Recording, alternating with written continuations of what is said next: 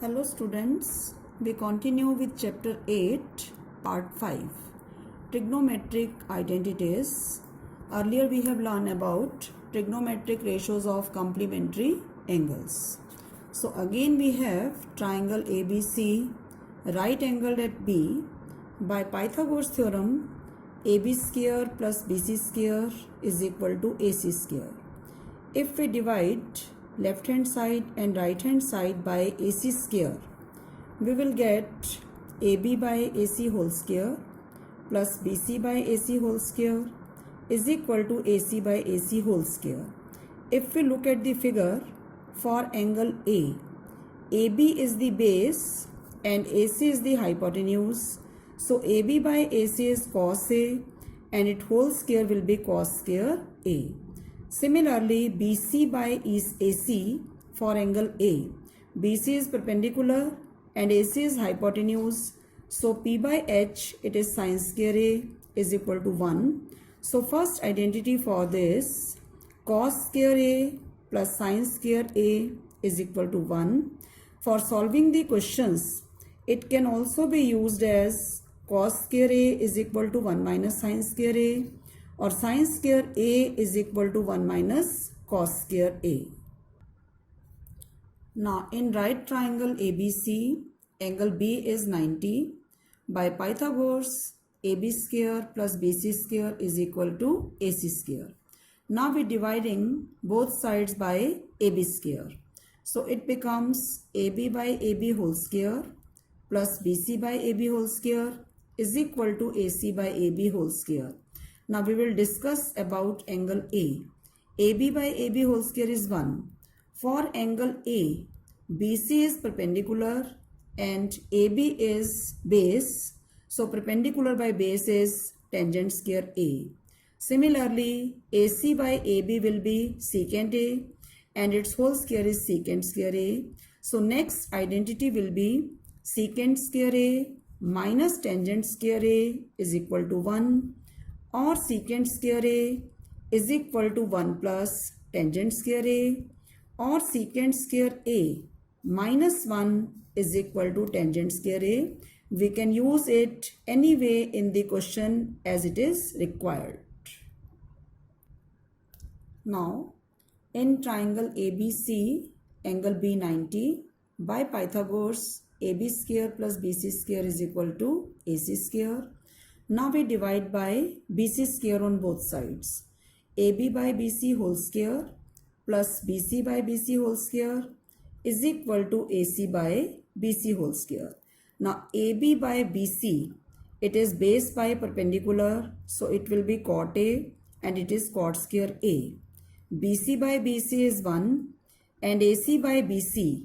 AC is hypotenuse for angle A and BC is perpendicular. So H by P is cosecant A and that is cosecant square A.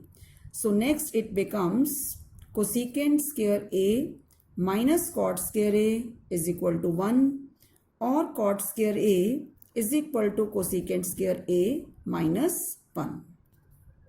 So now we have discussed three main identities. Sin square A plus cos square A is equal to 1. Or we can also take sin square A is equal to 1 minus cos square A and cos square A is equal to 1 minus sin square A. Secant square A minus tangent square A is equal to 1, or secant square A is 1 plus tangent square A, or tangent square A is secant square A minus 1 as per required in the question.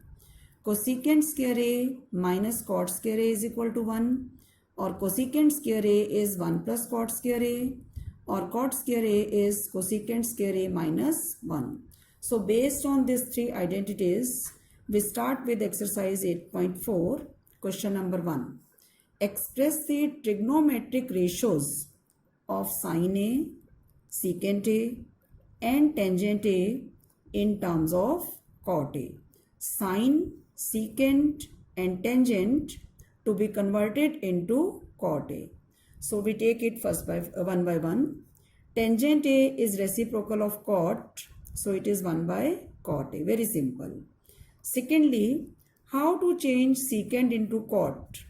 First secant will be converted into tangent and then into cot. We know the identity secant square A minus tangent square A is 1, or secant square A is 1 plus tangent square A. Now tangent will be changed into cot, that is 1 by cot square A, and it is cot square A plus 1 by cot square A. So secant A will be under root cot square A plus 1 divided by cot A. It will be positive always because we are using only the first quadrant in which all the angles are positive. Ignore the negative value. Now third part, how to change sin A into cot A. So first, sin A is 1 by cosecant A.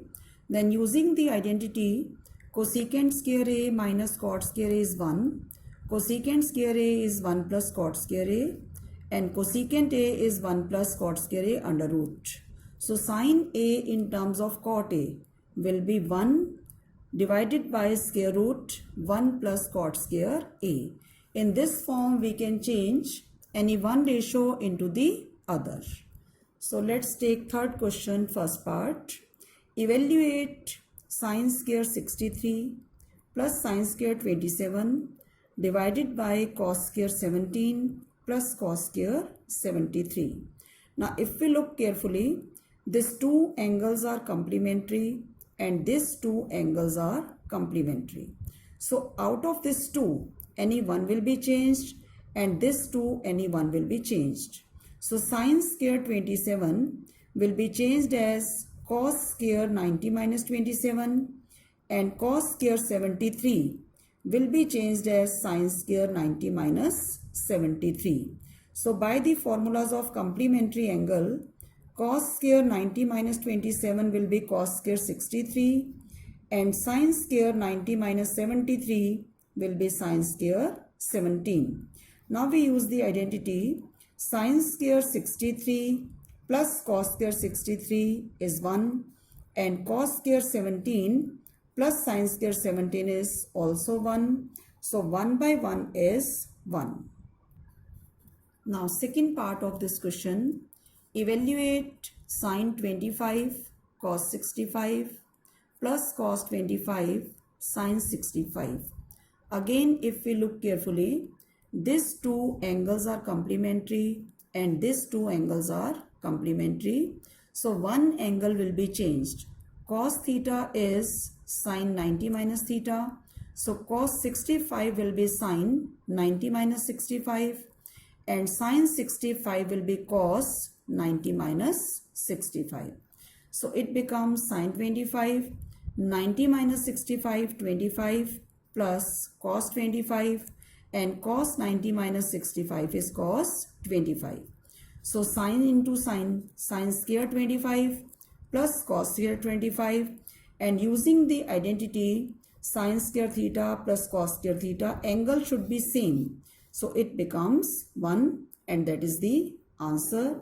So I hope you are able to solve it now, and in your homework you will learn all the formulas up to exercise 8.4 and do first 3 questions of 8.4. Thank you.